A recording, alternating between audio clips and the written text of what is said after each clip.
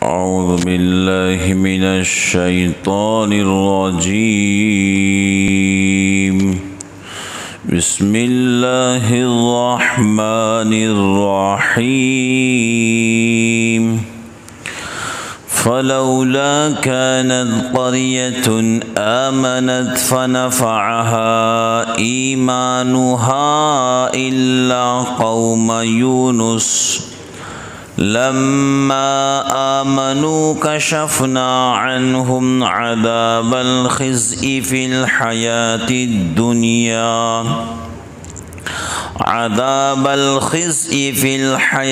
الدنيا ومتعناهم إلى حين. سو کیوں نہ ہوئی کوئی بستی کہ ایمان لاتی، پھر کام آتا ان کو ایمان لانا، مگر یونس کی قوم جب وہ ایمان لائی اٹھا لیا ہم نے ان پر سے ذلت کا عذاب دنیا کی زندگانی میں، اور فائدہ پہنچایا ہم نے ان کو ایک وقت تک۔ حضرت یونس علیہ السلام کی قوم کا تذکرہ ہے۔ حضرت یونس علیہ السلام جو ہیں ملک عراق کے اندر ایک بستی ہے موصول نام کی، وہاں پر نبی اور پیغمبر بنا کر بھیجے گئے، اور حضرت یونس علیہ السلام جو ہیں اپنے قوم والوں کو اللہ رب العالمین کی وحدانیت اور نبی اور پیغمبر اللہ نے مجھے بنا کر بھیجا ہے، لوگوں اس کو تسلیم کرو۔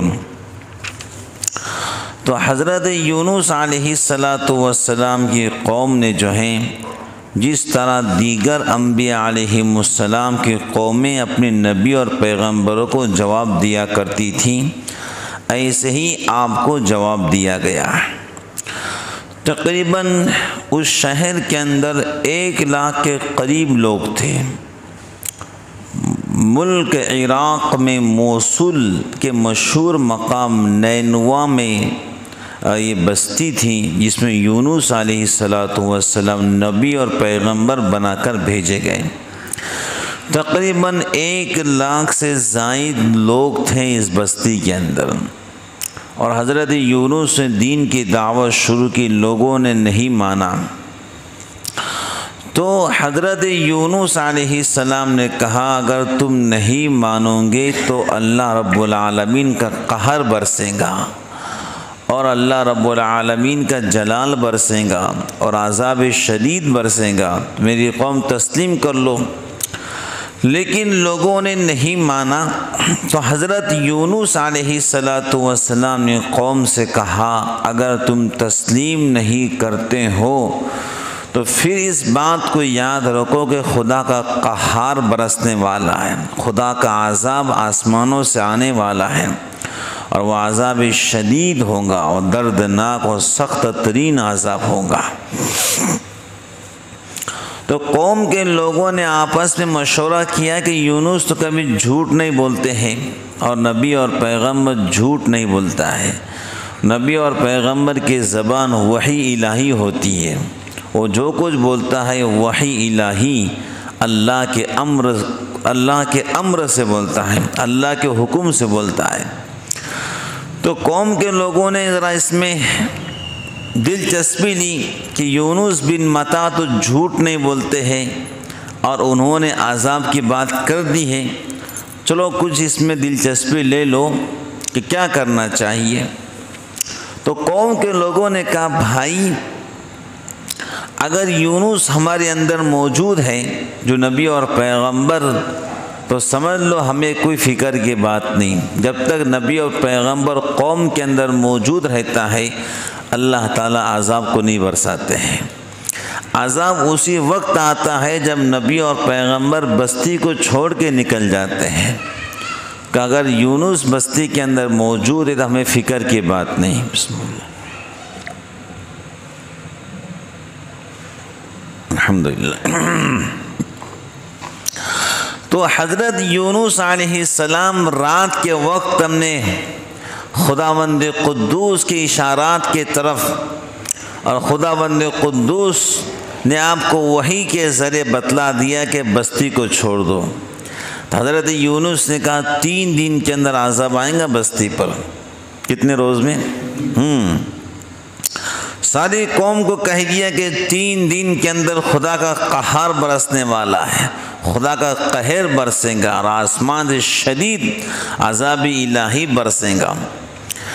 اب جب تیسرا دن تھا تو آپ نے اس بستی کو چھوڑ دیا، راتوں رات خداوند قدوس کے حکم پر بستی کو چھوڑ دیا، اور بستی کو چھوڑ کے نکل گئے۔ تو صبح ہونے کے بعد قوم نے مشورہ کہ کیا کرنا چاہیے، یونس تو نظر نہیں آتے ہیں، اس کا مطلب عذاب آئے گا، اب نبی اور پیغمبر ہمارے اندر موجود نہیں ہے۔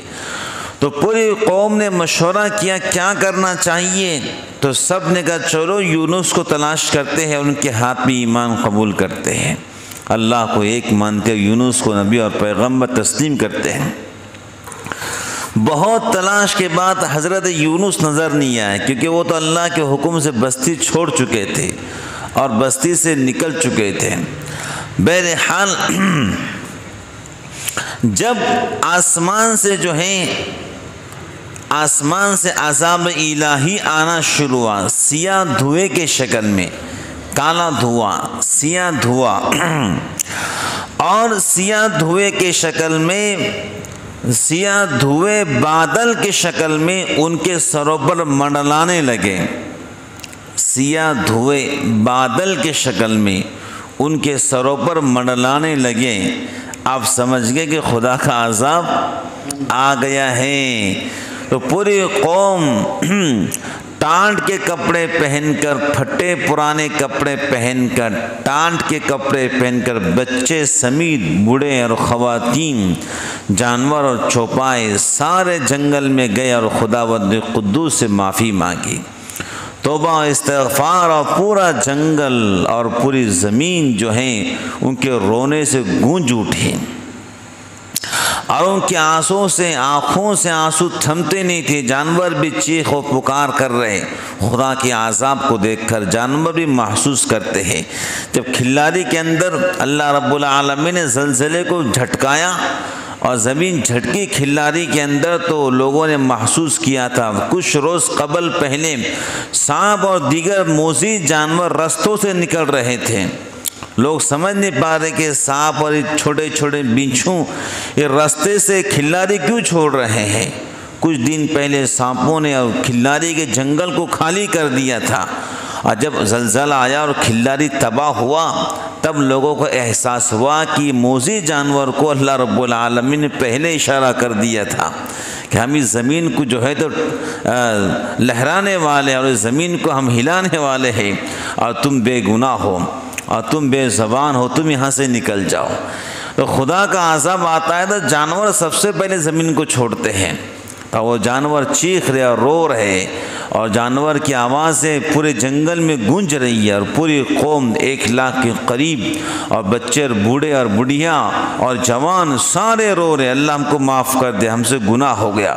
اور اللہ غفور الرحیم، اور اللہ رب العالمین ارحم الراحمین، اور وہ تو اپنے بندوں کو معاف کر کے خوش ہوتے ہیں۔ تو یہ جو عذاب قوم یونس نے دیکھا تھا، یہ عذاب ان کے اوپر آیا نہیں تھا، ابھی ان کے سروں پر تھا۔ اور فرعون کو ایمان کیوں نہیں ملا؟ اصل بات یہ ہے کہ فرعون عذاب میں پکڑا گیا تھا، عذاب کے بیچ میں تھا۔ کہاں تھا بولو؟ ہاں، 2 وقت اللہ ایمان کی توفیق نہیں دیتے، ایک جب انسان عذاب میں پکڑا جائے، گرفتار ہو جائے، اور دوسرے کب؟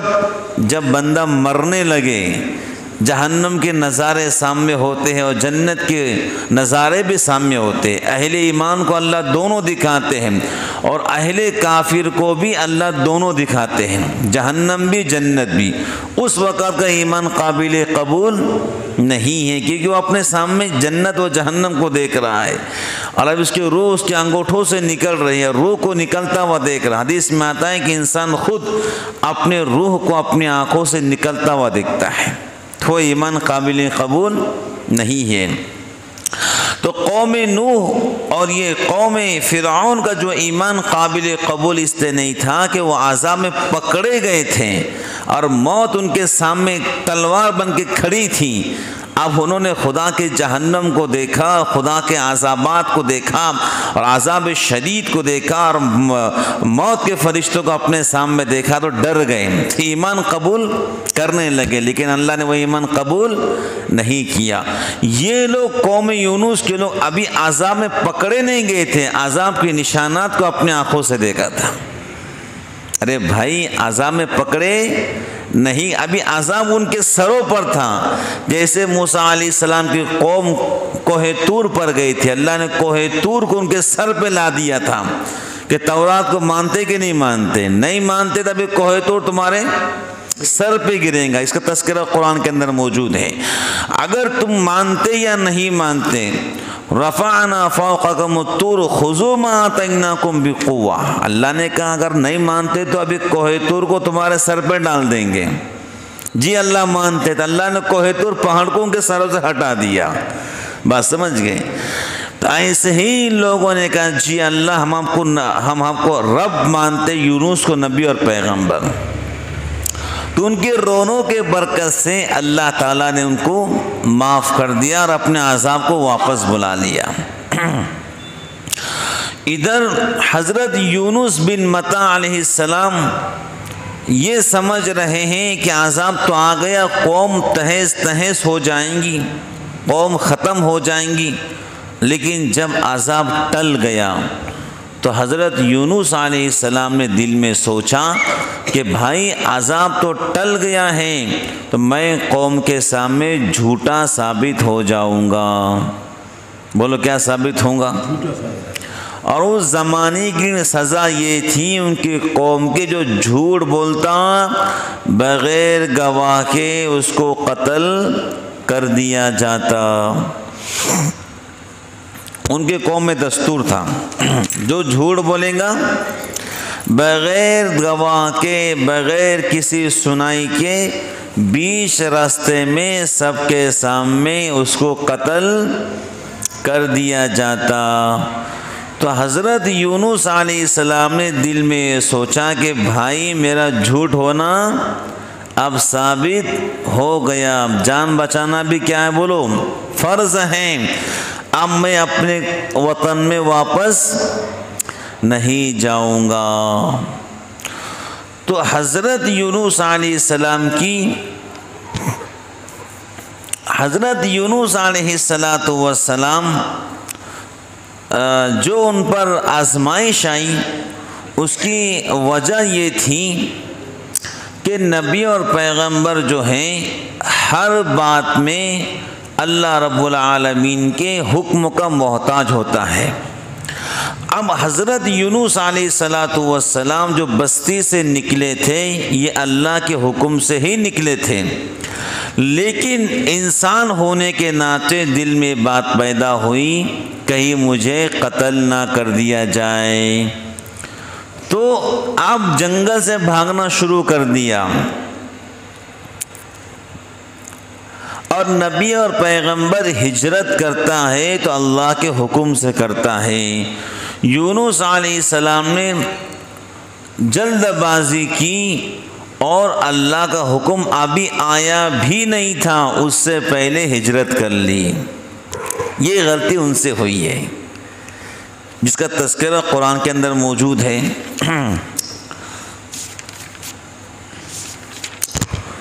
فَسَاهَمَ فَكَانَ مِنَ الْمُدْحَضِينَ۔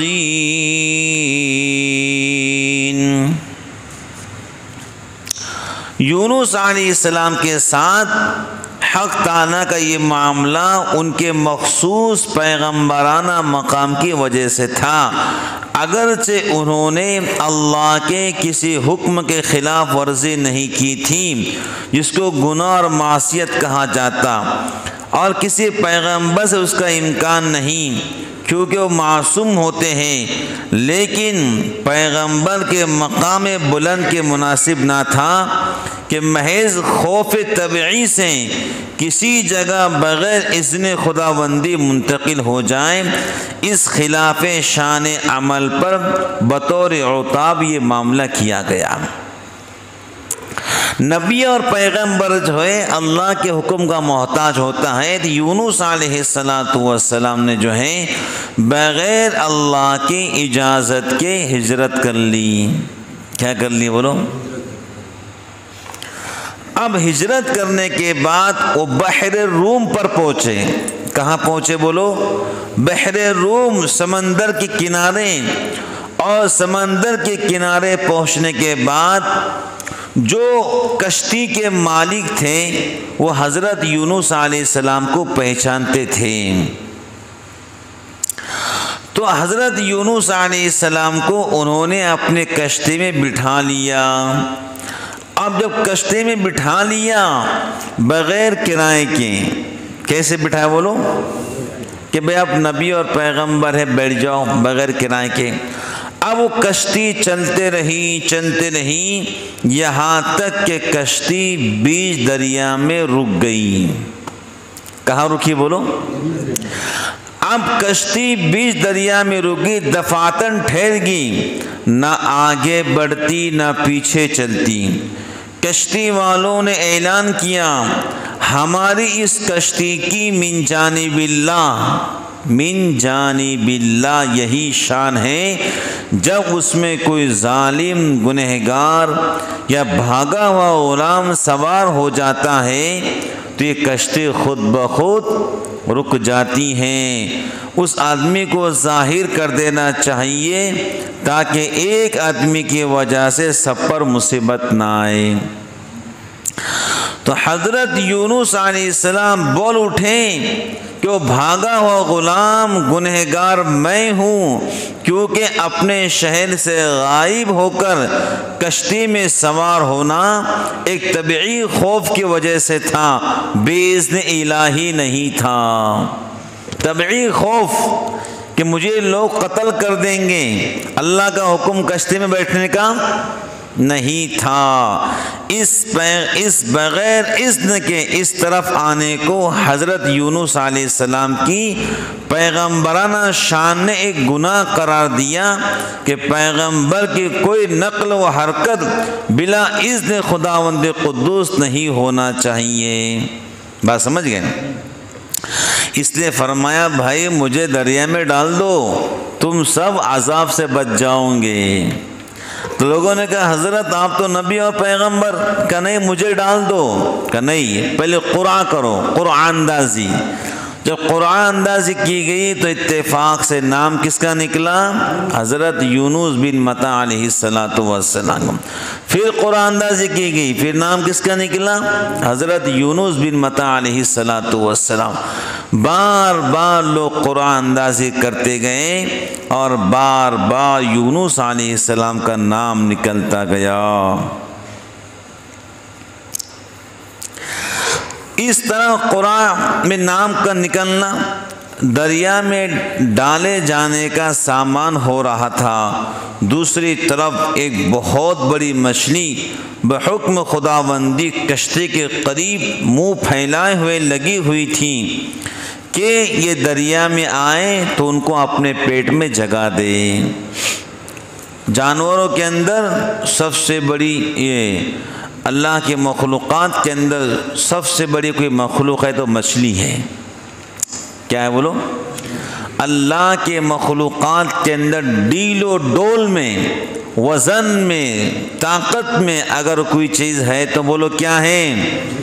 بڑے بڑے جہازوں کو نگل جاتی ہے۔ کیسے؟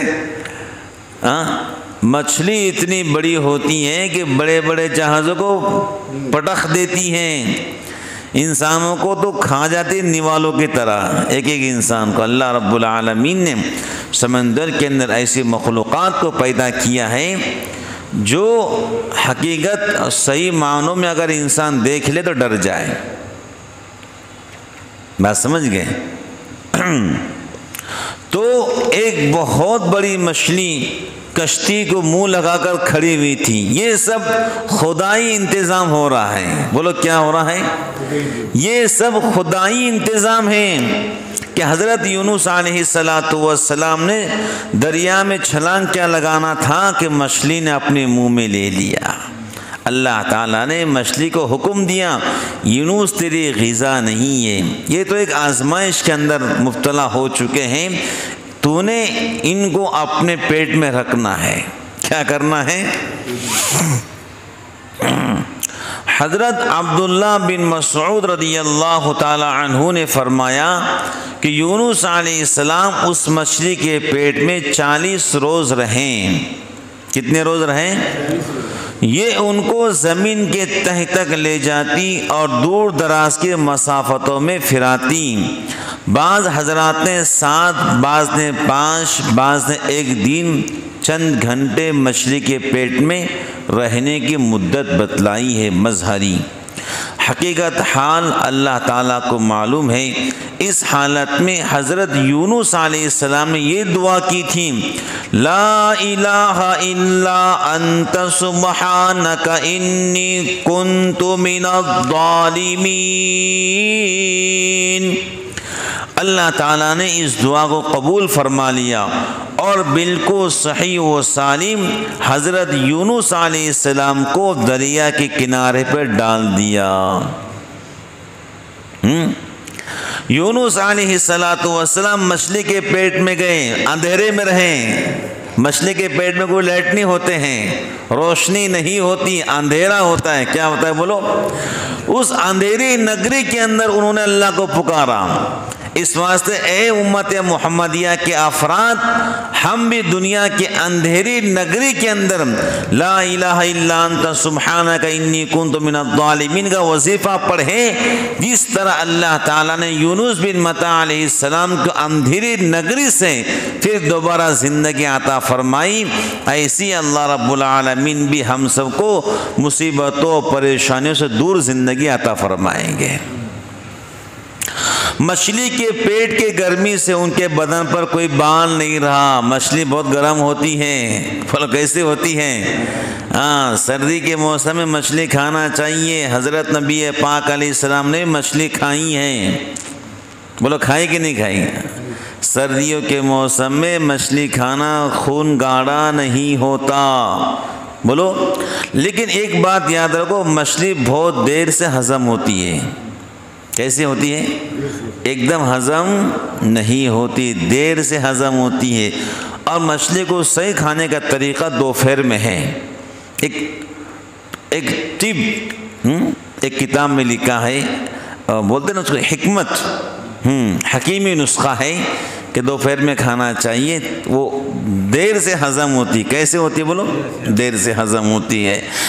تو حضرت یونس علیہ السلام کے بدن پر کوئی بال نہیں رہا۔ اللہ تعالیٰ نے ان کے قریب ایک کدو، لوکی کا درخت اگا دیا۔